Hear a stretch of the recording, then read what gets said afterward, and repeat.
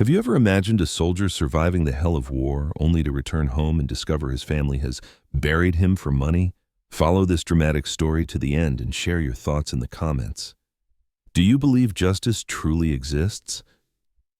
Air Force Lieutenant Alex Thompson gripped his military-issued duffel bag, his knuckles white against the worn fabric. The familiar weight of his uniform felt alien now as he stood frozen on his driveway. 18 months of deployment, 3 months listed as missing in action, and countless battles had transformed him, but nothing prepared him for this moment. His son Jack's innocent words pierced his battle-hardened shell like shrapnel. Dad's alive, but Mom and Uncle Mike already spent his death benefits. The 5-year-old's statement hung in the air, each word a fresh cut. Alex had endured an ambush in Iraq's perilous valleys, seen comrades fall, and evaded enemies for weeks. He'd crawled through hell to reach base, driven by visions of his family. Now, facing his own home, he realized he'd entered a new battlefield. "Jack, come inside right now." Emily's voice cracked with panic as she appeared at the door, her face paling at the sight of Alex. The luxury handbag he'd never seen slipped from her grasp. "Hello, Emily," Alex said, his tone heavy with the mountains he'd crossed to return. "Surprised to see your dead husband."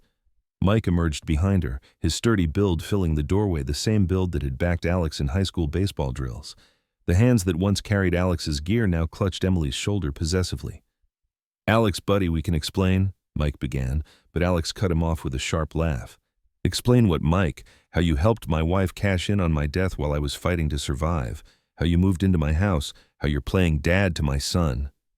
Neighbors started gathering, drawn by the commotion. Mrs. Johnson, the elderly widow next door who'd sent care packages to Alex throughout his deployment, pressed her hand to her mouth in shock.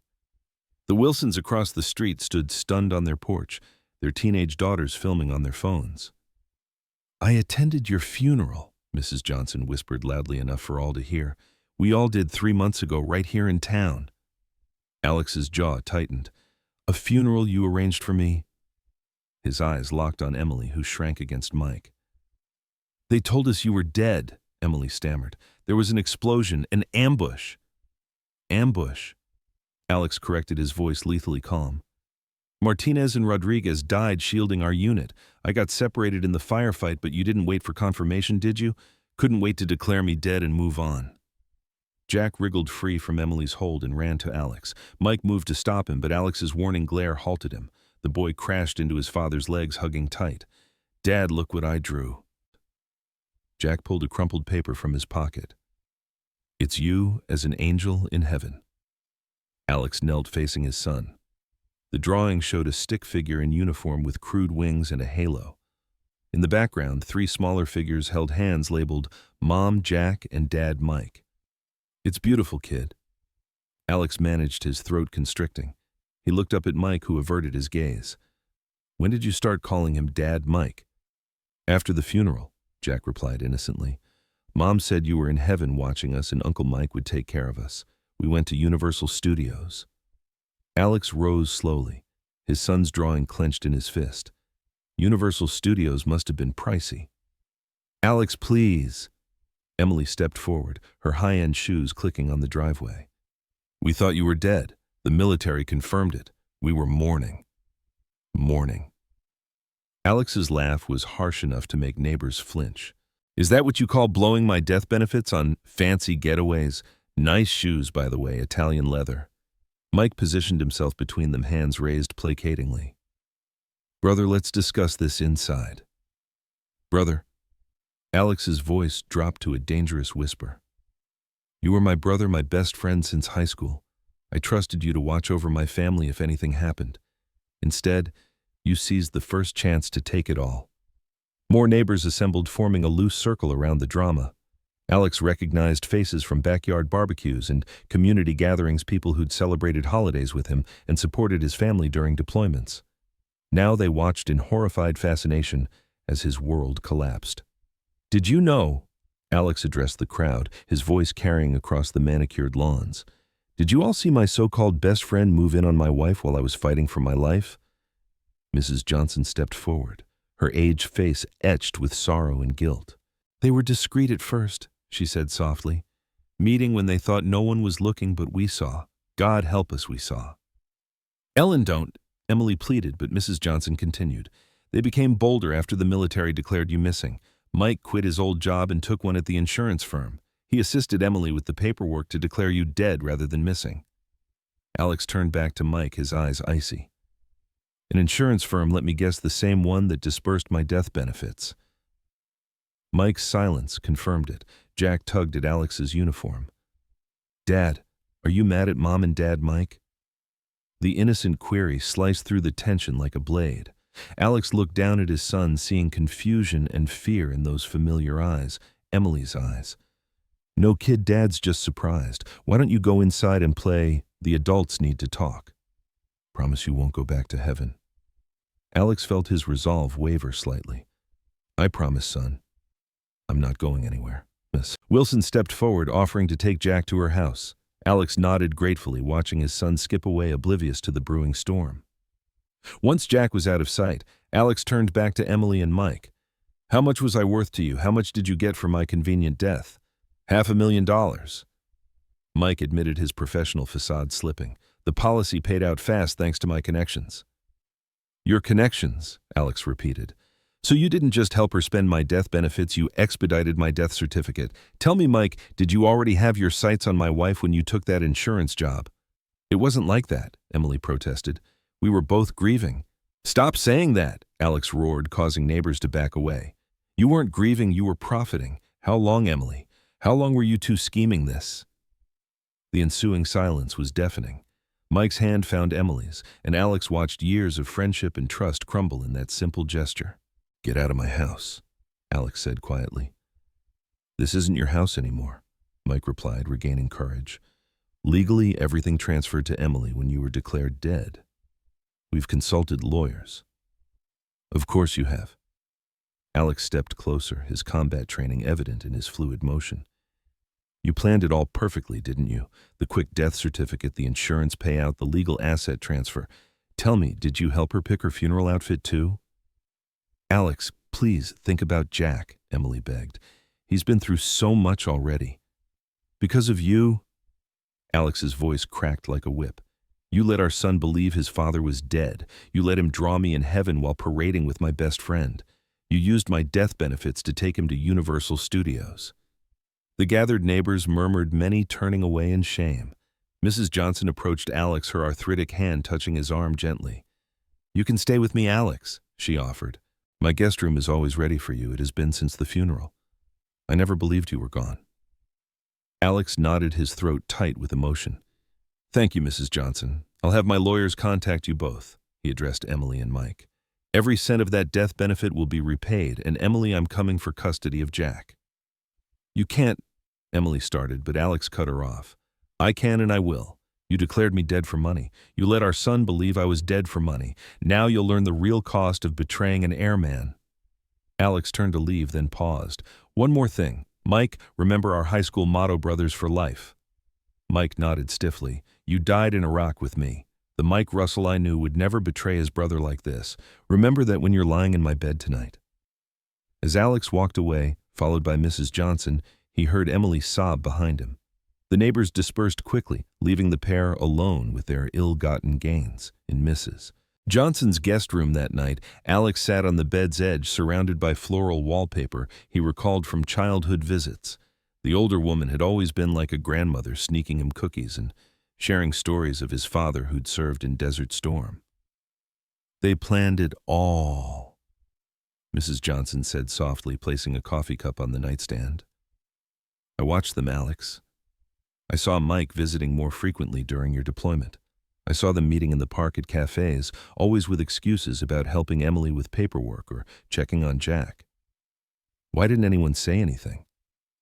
Who would we tell Emily controlled your communications during deployment, and once you were declared missing, they moved fast? Alex stared into his coffee, seeing his reflection in the dark liquid. I survived that ambush thinking of them of coming home. Rodriguez died covering me for escape.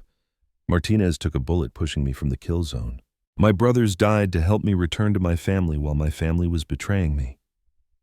Mrs. Johnson sat beside him, her wrinkled hand covering his. Then live for them, Alex. Live for Rodriguez and Martinez for Jack, but most importantly, live for justice.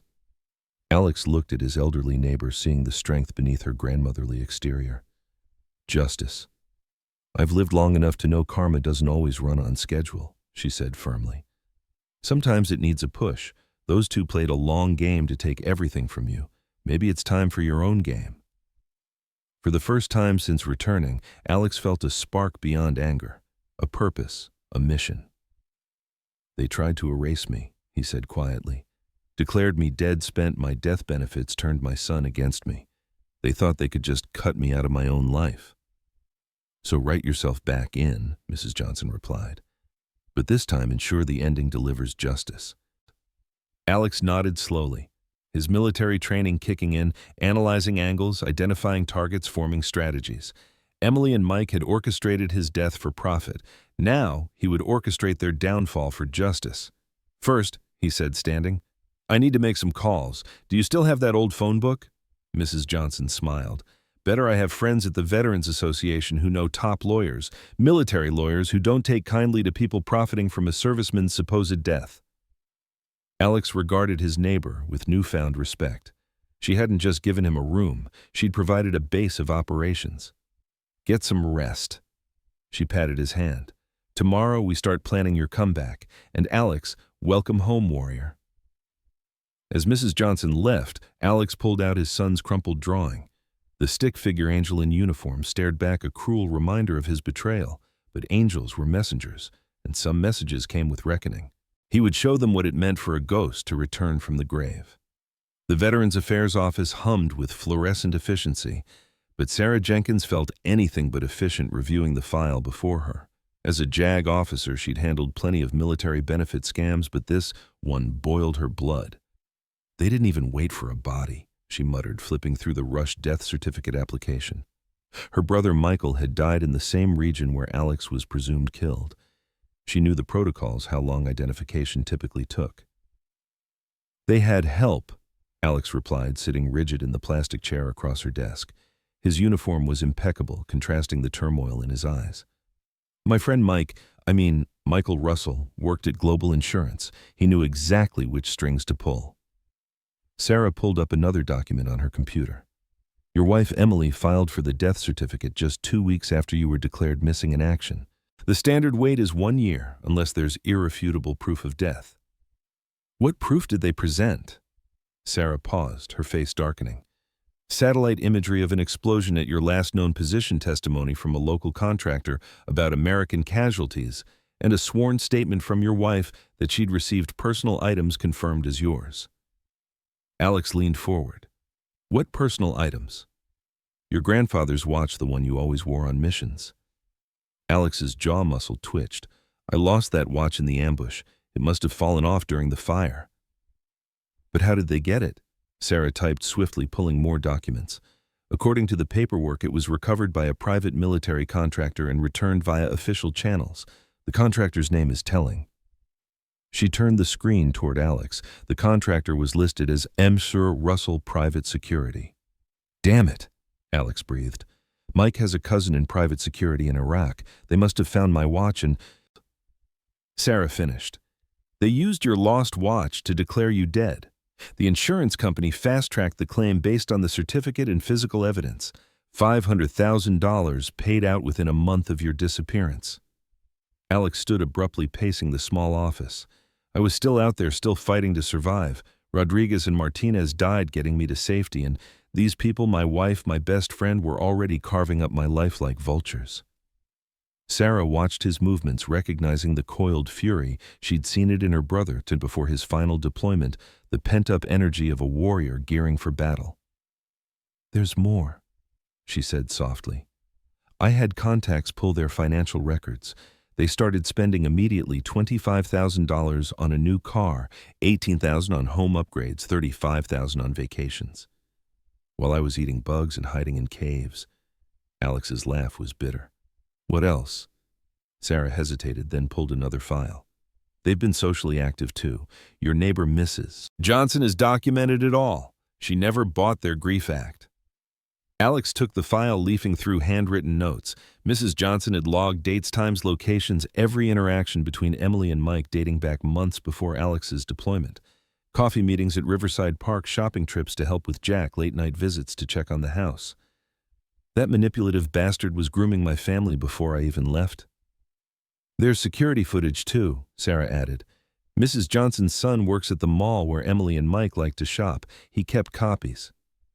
The footage played silently on Sarah's computer. Emily and Mike hand in hand through the mall, Mike carrying Jack on his shoulders, the three laughing over lunch like a perfect family. The timestamps, Alex noted. These are from before I was declared missing. Sarah nodded grimly. They weren't just opportunistic, Alex. This was premeditated. They planned your death before you went missing. Alex stared at the footage, his hands gripping Sarah's desk edge. How deep does it go? Your wife had a friend in military admin. Sarah pulled another document. Laura Collins. She fast-tracked the death certificate, bypassed protocols. I've flagged it for investigation. Laura. Alex's voice was ice. She was at my wedding, Emily's college roommate. She's cooperating for leniency. Per her statement, Emily approached her about speeding death certificates 3 months before your deployment. She framed it as preparing for the worst. Alex pushed away from the desk, his large frame casting a shadow over Sarah's office. They were preparing to erase me, to replace me. There's something else you need to see, Sarah said, pulling a thick envelope from her drawer. Mrs. Johnson found these in your garage, Jack's drawings. The envelope held dozens of crayon sketches. Alex spread them across Sarah's desk, each one a stab to his heart. The progression was clear, from Dad fighting bad guys, to Dad in heaven, to my new family with Mike prominent. They coached him. Alex's voice was barely controlled. They coached my son to accept Mike as father before I was even declared dead. Sarah stood, moving around her desk. What they did isn't just fraud, it's conspiracy. They manipulated the military death notification system, committed insurance fraud, and potentially interfered with operations by declaring you dead while you were in the field. They tried to kill me on paper because they thought I was already dead for real. Alex said, gathering Jack's drawings carefully. They built their new life, assuming I'd never return to expose their lies. But you did return, Sarah reminded him. And now we have evidence of their plot, multiple federal crimes. No, Alex cut her off. Not yet. I need to grasp everything first. Know how deep this betrayal runs, who else was involved. Jack's future depends on how we handle this. Sarah studied him, recognizing the tactical mind at work. What's your plan? First, I need a stable place. Mrs. Johnson's kind, but I need something more permanent. Then, access to Jack's supervised visits at minimum. I can file emergency motions. Sarah nodded. Your military status and their fraud circumstances should help. But Alex, they'll fight back. They have resources now. Your death benefits Mike's insurance ties. Alex smiled without warmth. Let them fight. Let them burn every penny of my death benefits trying to keep what they stole. It'll make the evidence trail clearer. The Veterans Shelter on Pine Street has private rooms, Sarah offered. Run by ex-military, they'll understand your situation, give you space to plan. Perfect, close enough to monitor them, far enough to think straight. Alex gathered the evidence files. Sarah, thank you. Not many lawyers would take this case. My brother died in those deserts. Sarah's voice caught. The same area where you went missing. He didn't make it back, but you did. Helping you get justice feels like honoring his memory. Alex nodded, understanding the weight behind her words. Was your brother with the 10th Air Division? How did you know? They found me a patrol from the 10th, got me to extraction. I never knew their names, but when? March 15th, just before dawn. Sarah sank into her chair, her professional demeanor cracking. Michael's last mission. His unit reported finding a surviving airman, but records were classified. That was you. Your brother's unit saved my life, Alex said softly. Gave me a shot to come home and expose these lies. I owe him a debt I can't repay. Then repay it by getting justice. Sarah straightened her resolve, fortified. Not just for you, but for every service member who trusts their family to stay faithful, their friends to stay loyal. Alex gathered the evidence files, his mind already formulating plans. I will. But first, secure Jack's future. Everything else is secondary. One step at a time, Sarah agreed. I'll file the emergency motions today. You focus on settling at the shelter building a routine. We'll need to show the court you can provide stability. They won't see me coming, Alex said, pausing at the door. They think they killed the old Alex Thompson, the trusting friend, the devoted husband. Maybe they did. But they're about to meet the man who crawled out of those deserts. Sarah watched him leave, then turned to her computer. She had motions to file evidence to log a conspiracy to dismantle. Alex Thompson had survived Iraq's deserts only to find a different war at home. She would ensure he had the legal tools to fight it. The veterans' shelter on Pine Street lived up to its reputation. Alex's small room was basic but private, and the other residents respected his space. Most importantly, it placed him within walking distance of Jack's school. Your son's a good kid, David Martinez said, sliding a coffee across the shelter's kitchen table. The former FBI agent now volunteered helping veterans navigate civilian life. Watched him at the playground yesterday. He's got your posture. Alex nodded, hands cupped around the warm mug. He's all I have left. Everything else they took: the house, the money, the life we built. I can let go, but not Jack. You've got more than you think. David pulled out a notebook. I've been making calls. Mike's role at Global Insurance was created just for him right after your deployment. Salary way above industry standard for his experience. Someone smoothed the path. Several someones? David confirmed. Your wife's friend Laura wasn't the only one assisting. There's a whole network that enabled this scam. People who looked the other way, rushed paperwork, bent rules. Alex leaned forward. How high does it reach? High enough to be intriguing. Global Insurance has a special division for military death benefits. Mike's cousin, the one who found your watch, is linked to 3 other fast-track death benefits, all military, all paid unusually quickly. They've done this before. Alex's voice was deadly quiet. Different twists, same core scheme: target deployed troops in high-risk zones, track movements, wait for an opening. My case was just more personal. Alex stood pacing the kitchen. Other veterans gave him room, sensing the restrained fury in his steps. They used my deployment, my service, as cover for their affair, my military benefits to fund their new life, my son's grief as camouflage for their scam. And they're still spending, David added, sliding over photos. New car, country club membership, private school enrollment for Jack. They're positioning themselves as community leaders, the grieving widow and the supportive friend who found love through tragedy. Alex examined the photos: Emily and Mike at charity events, posing as the ideal couple, Jack between them in private school uniforms that likely cost more than Alex's monthly pay. They're using my death benefits to buy respectability, he realized. Building connections, a social network, making it harder for anyone to question their story. Smart move, David admitted. In a few months, they'll be just another successful pair. Your death a sad footnote in their romance. Unless I expose them, Alex finished. But it has to be done right. Jack can't be collateral. David nodded approvingly. Now you're thinking like an investigator, not just an angry husband. First move. Secure Jack, Alex said firmly. Sarah's filing for emergency visits. Once established, I start logging everything, building a case not just about me, but about systemic scams targeting military families. Good think bigger than personal payback. You're not just battling for your son, you're battling for every troop who trusts their family while serving the country. Alex picked up a photo: Jack at a school event, Mike's hand on his shoulder where Alex's should be. They're using my son as a prop in their act, making him complicit in their deceptions. Kids are tough, David offered. With the right support, right guidance, Jack can understand. No, Alex cut in.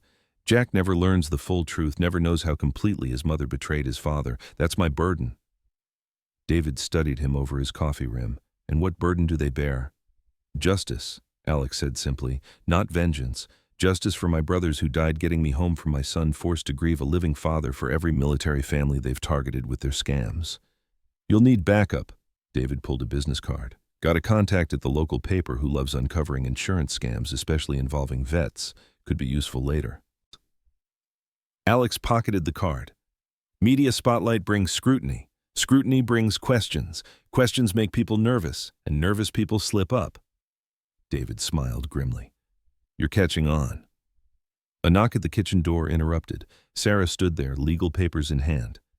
Emergency visits approved, 3 supervised sessions per week starting tomorrow. Alex felt something tight in his chest ease. Thank you both. I know taking this case is right. But Alex, there's something in Jack's school records you need to see. Sarah spread the documents on the table, emergency contact forms, medical releases, school registrations, all listing Mike as Jack's father dated months before Alex was declared dead. They were erasing you before you even went missing, Sarah said softly. Systematically replacing you in Jack's official life. Alex stared at Mike's signature where his should have been at the carefully crafted paper trail establishing Mike's parental role. Each document was another brick in the wall they'd built between him and his son. They thought of everything, he said quietly, except me returning. That's their flaw, David pointed out. Their whole scheme relies on you staying dead. Now that you're back, their foundation crumbles. Sarah finished. Every falsified document, every lie told, every dollar spent, it all becomes conspiracy evidence. Alex gathered Jack's school papers carefully. They tried to wipe me from my son's life, used my military service as cover for their betrayal, used my supposed death to steal my child. He looked at Sarah and David, finding allies where he'd expected more betrayal. I promised my brothers in Iraq I'd get home to my family no matter what. Now I'm making a new promise to expose every lie, every betrayal, every person who helped them profit from my service. One step at a time, Sarah cautioned. Tomorrow, focus on Jack, show the court you can be the father he needs. Everything else flows from that. Alex nodded, his mind already planning the next day's visit. He'd focus on Jack, yes, but he'd also begin laying groundwork for what was coming. Emily and Mike had played a long game thinking they had forever to perfect their lies. They were about to learn forever wasn't as long as they thought. In his room that night, Alex spread Jack's drawings across his bed. The progression from dad at war to dad in heaven to our new family told his erasure story. But one drawing he kept separate, the latest made after his return.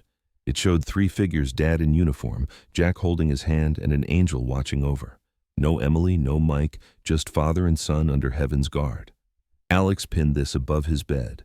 Tomorrow he'd rebuild his bond with Jack, and meanwhile Emily and Mike would learn some troops refused to stay buried. Some ghosts refuse to rest, and some betrayals carry a cost no death benefit could cover. Alex Thompson sat in David Martinez's office at the local community college reviewing surveillance photos spread across the weathered desk. 6 months had passed since his return, and each day was dedicated to documenting, planning, and building his case against Emily and Mike. Your wife and Mike just closed on a vacation property in the Outer Banks, David said, sliding over a property deed. $2 million, way above their reported income, even with your death benefits. They're getting cocky, Alex replied, his voice carrying a sniper's cold precision. Making bigger moves, taking bigger risks. That's not all. David pulled up his laptop. Mike's been promoted twice at Global Insurance. He's now handling all military death benefit claims for the East Coast. Alex leaned forward, his large frame creaking the office chair. How many claims has he processed? 12 in the past 6 months, all fast-tracked, all paid within weeks of notification. 3 involved his cousin's security firm finding death evidence. They're expanding their operation, Alex concluded, using my case as a template. Military spouses desperate for closure, willing to accept any proof their loved ones are gone. David nodded grimly. Your case gave them confidence. They proved they could fake a death, collect benefits, and build a new life without consequences. Now they're helping others do the same for a fee. 20% of each payout according to their offshore accounts. David pushed over more documents. They're building an empire on dead soldiers' money. Alex stood moving to the window overlooking the college campus. Students hurried between classes, their lives untouched by the corruption he was uncovering. Every successful scam makes the next easier to sell. Every dead soldier who stays dead validates their setup. Exactly, David finished. Each fake death makes the next one easier to pitch. A knock at the door interrupted. Sarah entered carrying a thick legal folder. Court update on Jack's visitation schedule. You've been granted more time 4 days a week now, including weekend overnights. Alex turned from the window. How did Emily take it? She tried playing the grieving widow who remarried for her son's stability. The judge wasn't impressed, especially after seeing the timeline of her relationship with Mike and Jack. Sarah's face softened. He's thriving in your visits. Teachers report he's more engaged, more confident. The court-appointed psychologist recommended expanding your custody. Speaking of Jack, David interjected, he has a t-ball game this afternoon. Mike usually coaches, right? Alex checked his watch. He makes a big show of being the ideal father figure.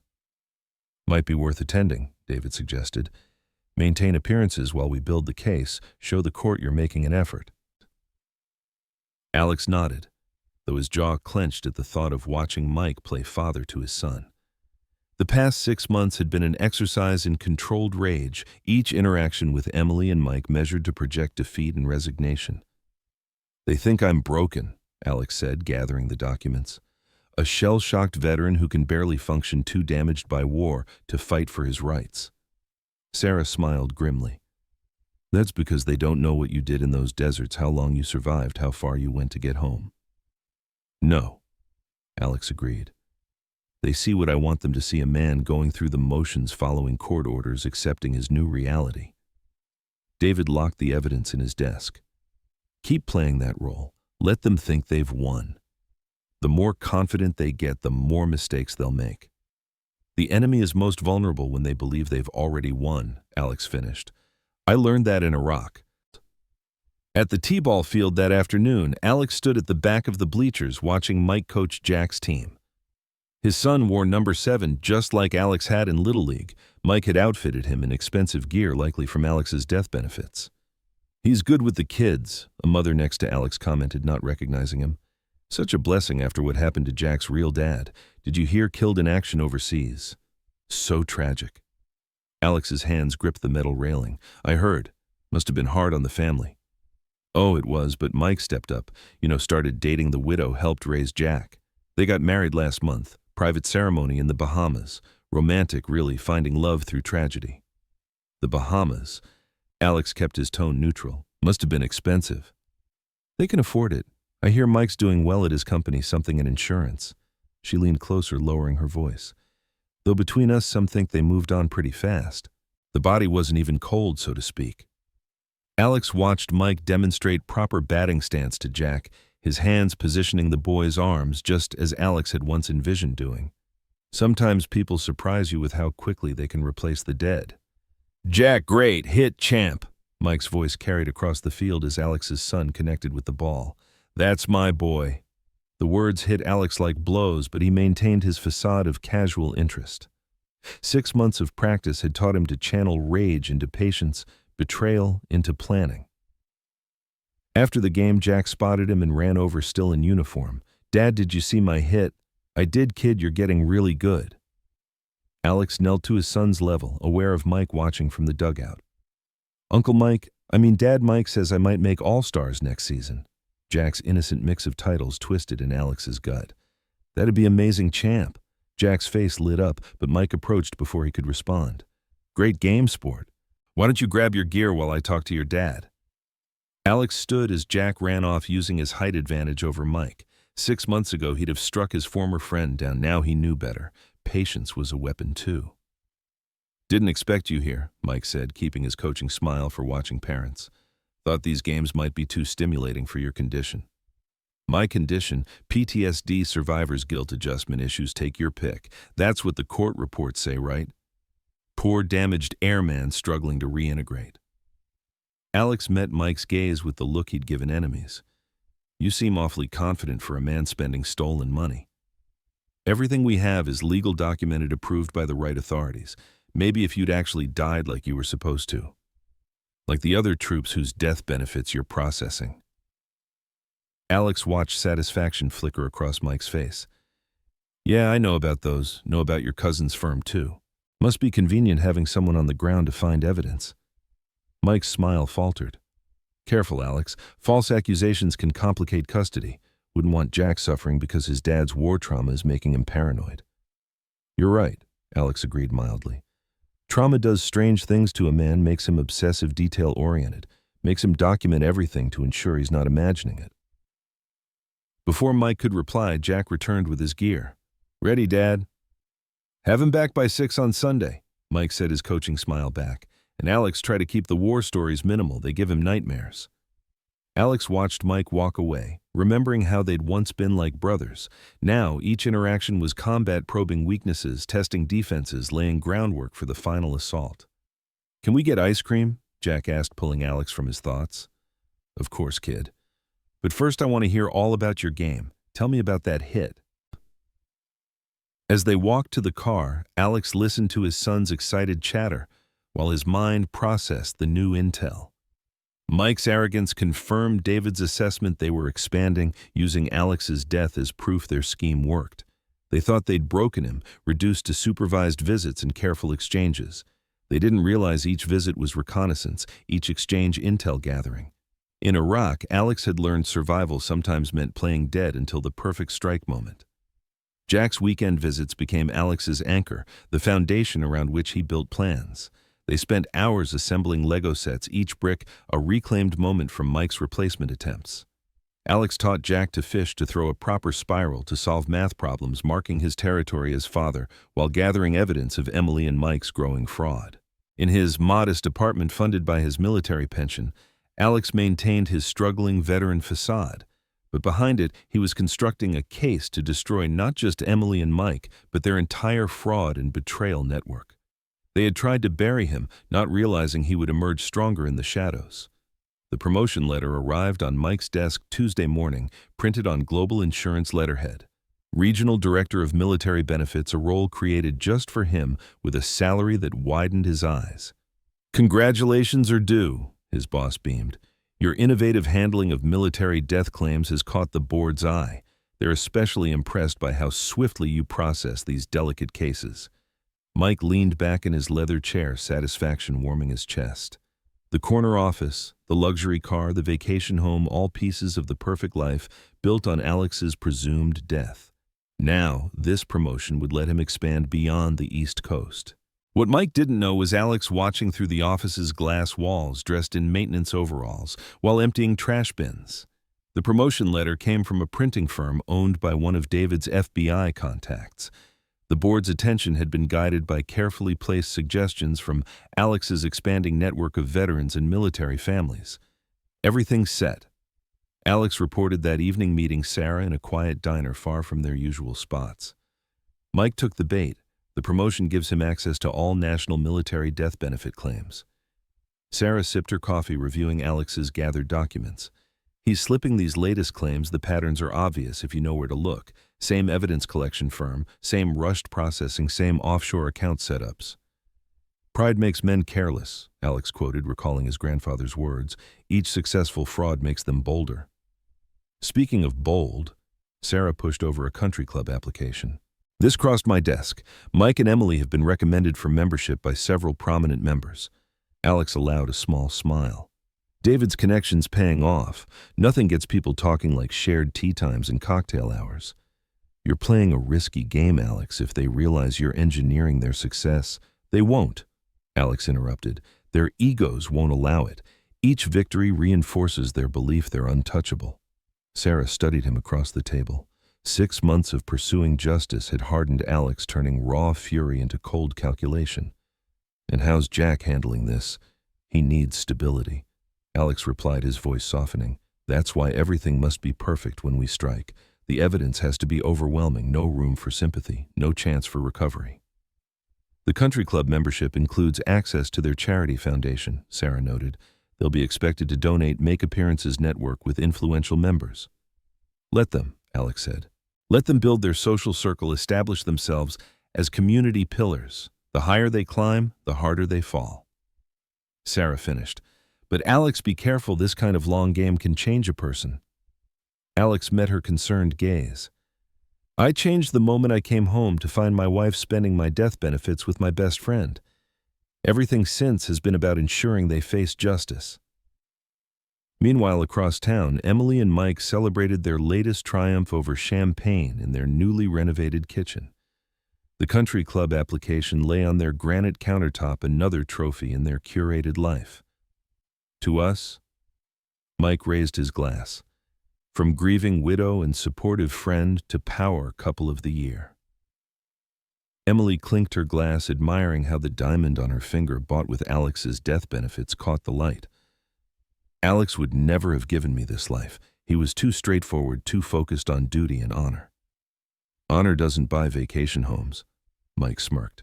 Or country club memberships. Speaking of which, did you see the member list? Some serious influence in those names.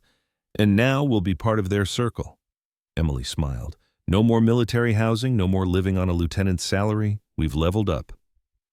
Neither noticed the small device under their kitchen cabinet planted during a routine pest inspection. Alex listened to their conversation through his earpiece, each word fueling his resolve. The device is working flawlessly, Chris Hayes confirmed over the secure line. The cybersecurity expert had helped Alex legally record Emily and Mike's talks, building a record of their betrayal. They really think they've gotten away with it, Chris said. They think Alex Thompson died in those deserts. They're about to meet the man who crawled back, Alex replied. The next morning, Mike arrived at his new corner office to find an anonymous note on his desk. Congratulations on the promotion. Some soldiers don't stay dead. He crumpled it, dismissing it as a prank. Unaware his reaction was captured by security cameras Alex now accessed through his maintenance cover. Each move they made, thinking they were ascending higher, only tightened the noose Alex was carefully setting. Their success was his creation, their confidence, his weapon, their arrogance, his opportunity. They had tried to erase Alex Thompson the airman. Now they would face Alex Thompson the hunter. Summer faded into fall, painting Virginia in burnt oranges and deep reds. Alex's network grew like spreading roots, each connection carefully cultivated through David's contacts and Sarah's legal channels. Chris Hayes sat in his cybersecurity office, multiple monitors displaying Emily and Mike's digital footprint. They're not even trying to hide anymore, he reported to Alex via secure line. Social media posts about charity events, photos of Jack at private school functions, vacation pics from the Outer Banks property. They're building their legacy, Alex replied, viewing a live feed of Mike's office, creating a narrative of the grieving family who found happiness through tragedy while processing more fake death benefits. 5 new cases this month alone, Chris added. All fast-tracked, all involving Mike's cousin's security firm, finding conclusive evidence in active combat zones. How many families? 17 total since your case, over $6 million in fraudulent claims. Chris's voice hardened. They're using your story to convince other spouses to accept death certificates without bodies. Your death is their proof the system works. Alex absorbed the information with cold fury. Each fraudulent claim represented a family denied closure, a service member erased for profit. Keep tracking the money. I want to know where every dollar lands. Already on it. They're getting bold with transfers to offshore accounts, shell companies, all registered through Mike's new corporate links. A notification pinged on Chris's screen. Heads up, Jack's asking questions at school. His teacher reported he's drawing pictures of you in uniform, but not as an angel anymore. Alex leaned forward. What kind of pictures? You in dress blues standing at attention. Mike's in the background behind bars. Chris sent the image file. Kids are more perceptive than we credit. He knows something's coming. Alex mused. Children sense shifts before adults do. Speaking of shifts, Chris typed rapidly, bringing up new documents. Emily's been meeting with a divorce lawyer, high-powered firm specializing in military pensions and benefits. This was new intel. Alex's mind calculated possibilities, angles, threats. She's preparing an exit route. Smart on her part. If Mike's operation gets exposed, she claims ignorance files for divorce, keeps her share of the money. Using my son as a shield, Alex's voice turned arctic. Again. There's more. Chris hesitated. She's looking into international private schools. Alex's tone sharpened. She's planning to run with Jack. Costa Rica, they have lax extradition and several elite schools catering to wealthy expats. Chris brought up Emily's search history, travel sites, property inquiries. She's researching real estate there, too. Like hell, Alex snarled. Get me everything, school applications, property queries, all of it. And Chris, thanks for everything. They took advantage of my own divorce, Chris replied simply. Used it to hide assets, manipulate the system. This is personal for all of us. Later that evening, Alex met Sarah in her office, sharing Chris's findings. The JAG officer studied the documents with growing concern. She's laying groundwork, Sarah concluded. If Mike's operation blows up, she presents as another victim, files for divorce claims manipulation, takes Jack somewhere safe to recover from the trauma. We'll use the network to block routes. Using my son as a shield again, Sarah added. I'll have the court add travel restrictions to your custody agreement, no international trips without both parents' consent. Alex nodded, then paused at a noise outside. Jack stood in the hallway clutching his backpack. The boys' weekend visit had started early. The school called because Emily hadn't picked him up from after school. The school called, Jack explained. Mom and Dad Mike had a charity event. Alex and Sarah exchanged glances, another piece of evidence child neglect documented by school officials. Come here, kid. Alex opened his arms. Jack ran into them, burying his face in his father's chest. How about we grab dinner and you tell me about your day? As they left Sarah's office, Alex's mind worked multiple angles. Emily's escape plans, Mike's expanding fraud, Jack's growing awareness, all pieces moving on the board. At a quiet diner over burgers and fries, Jack looked up from his meal. Dad, are you going to make Dad Mike go away? Alex studied his son carefully. What makes you ask that? I heard Mom on the phone. She said you're watching them, that you're going to ruin everything. Jack pushed his fries around. She wants us to go on a big trip, but said we can't tell you. How do you feel about that kid? Jack's lower lip trembled. I don't want to go away. I want to stay with you. Dad Mike isn't real. He pretends, but he's not like you. He doesn't know the special handshake or how to do monster voices for bedtime stories or anything real. Alex reached across the table, gripping his son's small hand. I promise you, Jack, no one's taking you anywhere. You're staying right here with me. Even if Mom cries. She cries a lot now when she thinks I'm asleep. Even then, Alex confirmed. Sometimes grown-ups make bad choices and have to face the consequences. But none of that's your fault, okay? Jack nodded, then brightened. Can we work on my science project this weekend? It's about Soldier's Honor Code. Alex smiled, genuine warmth breaking through his tactical mindset. Of course we can. Tell me more about it. While Jack chattered about his project, Alex's phone buzzed with a text from David. Mike took the bait. He's applying for West Coast Military Death Benefit access. Board meeting next week. Another piece sliding into place. Mike's greed would be his undoing, his ambition the rope for his hanging. But first, Alex had a science project to help with a son to protect a network to coordinate. The next week passed in careful maneuvers. Alex maintained his struggling veteran facade during custody exchanges, letting Emily and Mike see what they expected, a broken man focused only on visitation rights. Meanwhile, his network expanded. Chris monitored their digital footprint, logging every transaction communication. David's FBI contacts built the case, connecting dots between fraudulent claims. Sarah prepared legal documents ready to strike from multiple angles. They're planning something big, David reported during their weekly meeting. Mike's meeting private banking officials, setting up new offshore accounts. Let me guess. Alex studied the surveillance photos. Prepping for the West Coast expansion, David confirmed. Lots of deployed personnel, lots of potential targets. How many families have they destroyed already? Sarah asked softly. How many soldiers' memories have they corrupted for profit? Too many, Alex replied. But it ends with them. No more fake death certificates, no more stolen benefits, no more erasing troops for gain. The pieces were in motion, each player advancing according to Alex's careful orchestration. Emily and Mike thought they were growing their empire unaware. Each forward step brought them closer to ruin. They had tried to write him out of his own life. Now he would write the end to their story, one the military community would never forget. In his small apartment that night, Alex reviewed Jack's completed science project, a presentation on military honor, loyalty, and sacrifice. His son had interviewed him about his service, about what those values meant in practice. A soldier's honor isn't just about fighting, Alex had explained. It's about standing for what's right, protecting those who can't protect themselves, and never betraying your brothers in arms. Jack had nodded solemnly, writing in his careful child's script, honor means keeping promises even when it's hard. How right his son was. Alex had promised his brothers in Iraq he'd make it home. He'd kept that. Now he had new promises to Jack, to the families Mike and Emily had defrauded, to the memory of every troop they'd erased for profit. The long game neared its endgame, each piece positioned, each trap set, each escape blocked. Emily's flight plans, Mike's expansion dreams, their crafted facade of legitimacy, all would collapse when the time was right. They thought they'd buried a soldier and claimed his life.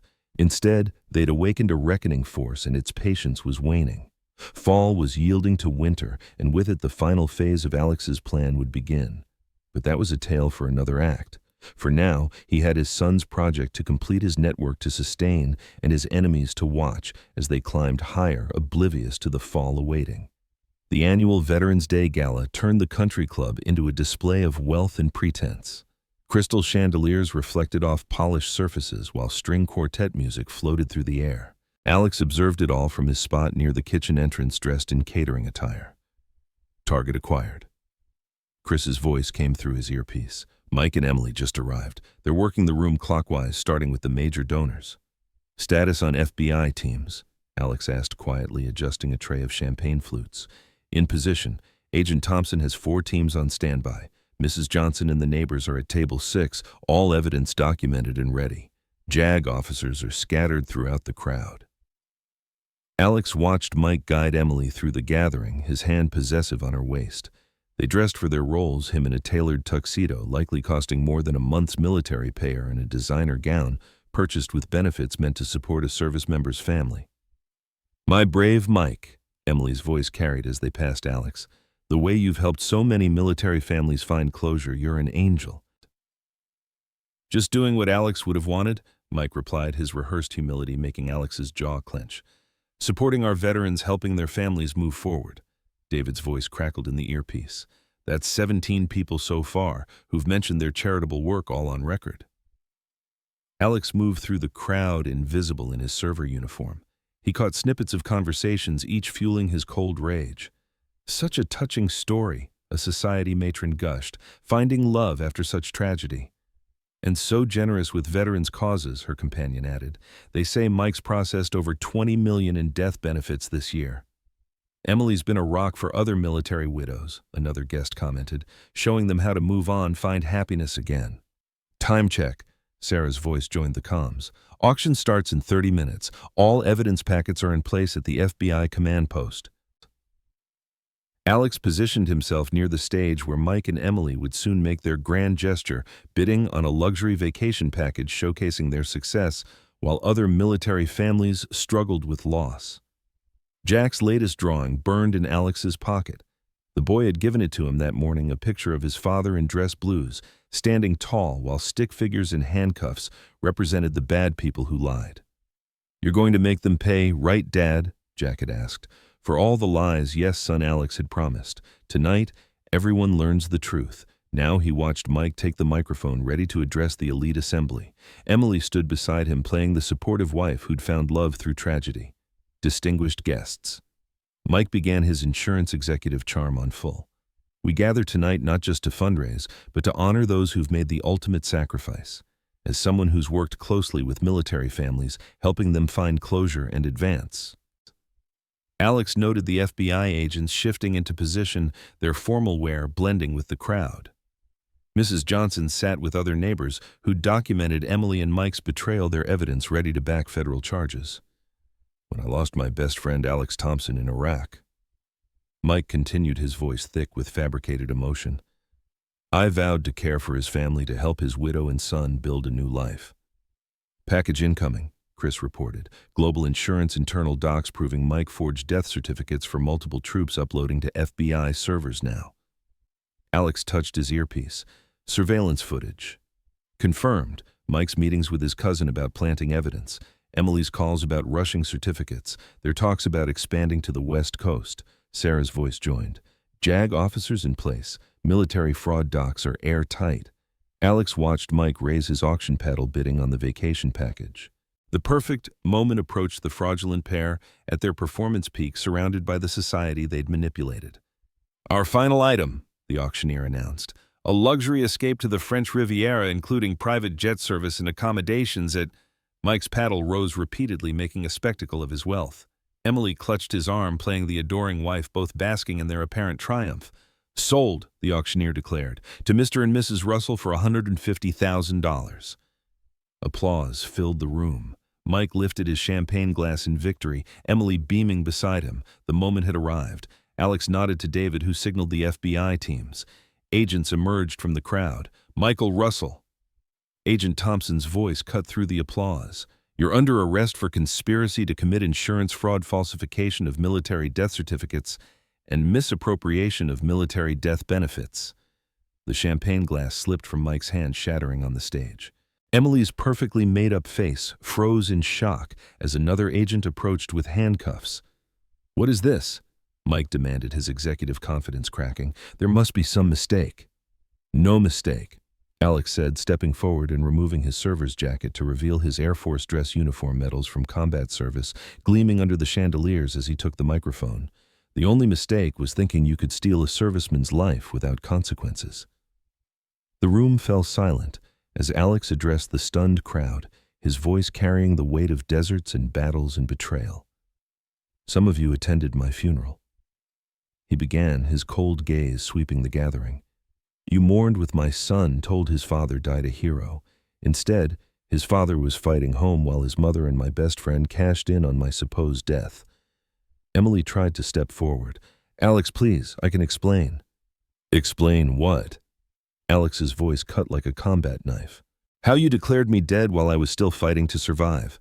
How you spent my death benefits on vacations while my son drew me in heaven. Or how you and Mike turned my death into a business helping other wives collect benefits for troops who might still be alive." The assembled guests drew back from Emily and Mike as if their betrayal were contagious.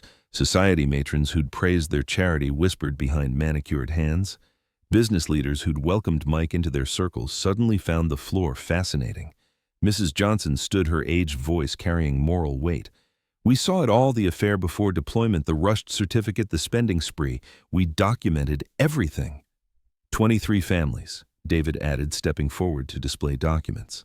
23 troops declared dead through Mr. Russell's insurance division, all processed with fabricated evidence from his cousin's security firm. Sarah joined them, legal files in hand. "The evidence trail is comprehensive: bank records, surveillance footage, witness statements painting a picture of calculated ongoing fraud." Mike's arrogance finally shattered. "You orchestrated this, the promotion, the country club membership?" "I learned in the deserts," Alex replied, his voice arctic. "Sometimes you play dead to survive. You taught my son I was dead spent. My death benefits erased me from his life. Now you learn what it means when the dead return." As FBI agents led them away, Emily's mascara traced black tears down her face. Their social circle parted like water, no one meeting their eyes or acknowledging their pleas. "Alex," Mike tried one last time. "Brother, please." "My brothers died in Iraq." Alex cut him off. "Martinez and Rodriguez gave their lives getting me home. You died the moment you betrayed me. The Mike Russell I knew wouldn't steal from dead troops." The crowd watched in stunned silence as handcuffs clicked. The perfect couple, the charitable society pillars revealed as frauds profiting from service members' sacrifices. Mrs. Johnson approached Alex, patting his arm. "Your father would be proud, son. He didn't raise a man to let betrayal go unpunished." Alex nodded, thinking of Jack's drawing. His son would learn justice might take time, but always arrives, that an airman's honor isn't just about battles, but standing for truth no matter the cost. The reckoning had begun, but it was far from over. The country club ballroom became a crime scene. FBI agents collected evidence while shocked guests gave statements. Alex stood with Sarah and David, watching their months of planning unfold. "Full confession from Mike's assistant," David reported, checking his phone. "She's detailing how they targeted prospects troops in high-risk areas, minimal family ties, deployed to regions where verification was tough." "And Emily's friend in military admin?" Sarah asked, singing like a bird. "Apparently she wasn't the only one on payroll. Mike built a network of corrupt officials to rush certificates." Alex watched Emily through the side room's glass door where FBI agents took her statement. Her designer dress and perfect makeup couldn't hide her desperation now. "You have visitors," Chris said through the earpiece. "Jack's teacher is here with him. She got worried when Emily didn't pick him up from after school." Alex turned as his son ran into the ballroom, still in school clothes. Jack stopped short, taking in the FBI jackets, the handcuffs, his mother's tears. "Dad?" Jack's voice wavered. "Did you catch the bad guys?" Alex knelt to his son's level. "Yeah, kid. Remember how we talked about telling the truth, about keeping promises?" Jack nodded solemnly. "You promised you'd make things right." "That's what we did tonight. Sometimes adults make bad choices and have to face the consequences. Like when Mom and Dad Mike spent your heaven money." Alex hugged his son close, shielding him from the sight of his mother being processed by federal agents. "Exactly. But you don't have to worry about any of that anymore. You're staying with me now forever." Jack's eyes lit up. "No more switching houses?" "Forever," Alex confirmed. "We'll set up your room just how you want it." Sarah approached carefully. "Alex, we need your statement on record. And Emily's asking to speak with you." Alex stood, keeping his hand on Jack's shoulder. "Take my son to the security office. I don't want him seeing this part." After Jack left with Sarah, Alex entered the side room where Emily waited. Her mascara-streaked face tried to summon tears that wouldn't come. "How long?" she demanded. "How long have you been planning this?" "Since the day I came home to find you declared me dead for profit." Alex's voice held no emotion. "Everything since Mike's promotion, the country club membership, the social ties, all designed to make you feel safe while we built the case." "It wasn't supposed to be like this," Emily protested. "When they told us about the explosion, you didn't wait for confirmation." Alex cut her off. "You didn't wait because you and Mike already had plans. The affair started before my deployment, didn't it?" Her silence was answer enough. "We found the travel receipts," Alex continued. "Hotel meetings while I was in pre-deployment training, restaurant charges when you were supposed to be at grief counseling. You weren't just opportunistic, you planned my death before I left." "I never meant to get caught," Alex finished. "You meant for me to stay dead in those deserts, for Mike to replace me in Jack's life, for you to spend my death benefits on your new start." Emily's facade cracked completely. "What's going to happen now?" "Now you face federal charges for conspiracy and fraud. The death benefits get repaid from your seized assets. Jack stays with me where he'll learn about honor and truth instead of lies and betrayal." "You can't take my son," Emily threatened weakly. "I have rights." "Rights?" Alex laughed without humor. "You declared me dead while I was missing in action, used faked evidence to collect benefits, let our son believe I was gone forever. Your rights ended the moment you betrayed your family for money." He stood, straightening his uniform. "Enjoy the prison visits with Mike. I'm sure you can swap stories about all the military families you defrauded together." As he left, Emily called out one last time, "I did love you once." Alex didn't turn back. "No, you loved what I represented: steady military income, death benefits, a convenient absence while you built your escape plan. But you never loved me. If you had, you wouldn't have erased me from my son's life." The door closed on Emily's sobs. Outside, FBI agents continued gathering evidence documenting the fraud's extent. Mike sat in handcuffs, his executive confidence replaced by the hollow look of a man watching his empire fall. Final count. David reported, joining Alex. Over $30 million in fraudulent death benefits, 23 families impacted. Mike's cousin is being picked up in Iraq right now. Turns out he was planting fake evidence in active combat zones. "The other families?" Alex asked. "Being notified. Some troops declared dead might still be out there fighting home like you. We're reopening those cases, challenging the certificates." Outside the country club, Alex heard Mike being read his rights, heard Emily's pleas for leniency, but those sounds meant nothing now. He had his son, had justice, had truth restored. They had tried to bury him in those deserts. Instead, he'd returned to bury their lies. The federal courthouse buzzed with tension as the judge prepared to deliver sentencing. 6 months of trials had exposed the full scope of Mike and Emily's operation, a network preying on military families nationwide. Alex sat in the front row, dress uniform pressed to perfection, Jack beside him in a miniature suit. Sarah occupied the seat on Jack's other side, legal papers organized in her lap. "All rise," the bailiff called as Judge Marshall entered. Mike and Emily stood with their attorneys, both in prison orange instead of designer clothes. Their appeals had failed, their blame-shifting attempts rejected by mountains of evidence. "Before sentencing," Judge Marshall began, "I want to address these crimes' scope. This wasn't simple insurance fraud, not mere theft. This was a systematic betrayal of everything we owe our military families." The judge fixed Mike with a stern gaze. "Mr. Russell, you abused your position at Global Insurance to create a fraud network targeting our most vulnerable military families. You exploited grieving spouses, manipulated the system meant to support them, and profited from uncertainty about our missing troops." Mike stared at the floor, unable to meet the judge's eyes. "And you, Mrs. Russell, formerly Mrs. Thompson," the judge continued, "you didn't just participate, you provided the template showing other spouses how to declare missing husbands dead for profit. You spent death benefits meant for your son on luxuries while he drew his father in heaven." Emily tried to glance at Jack, but Alex shifted, blocking her view of their son. "The evidence is overwhelming," Judge Marshall declared. "Bank records, surveillance footage, witness testimony, all painting a picture of calculated ongoing fraud. This court sentences Michael Russell to 25 years in federal prison for conspiracy fraud and criminal exploitation of military benefits." Mike's shoulders slumped as his attorney gripped his arm.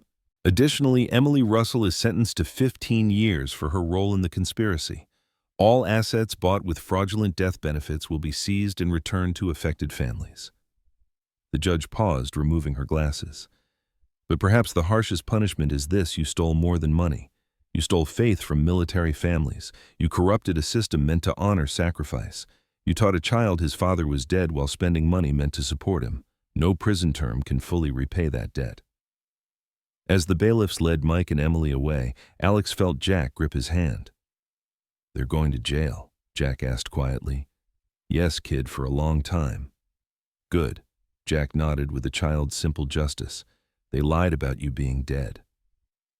Outside the courthouse, reporters gathered for statements. David stepped forward to handle the press while Alex shielded Jack from the cameras.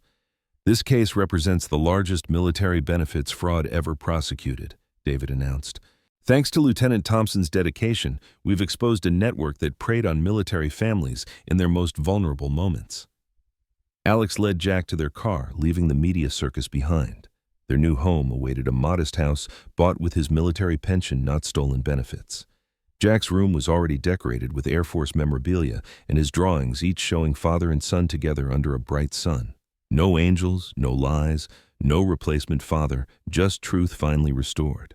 They had tried to bury him, not realizing he would return to expose their corruption. The lesson from this story is that justice isn't just personal punishment, but about reforming systems to protect the vulnerable. The message to take away: always stay loyal to those you love, for betrayal can destroy. But resilience and truth will rebuild stronger, ensuring the sacrifices of heroes like service members are never exploited.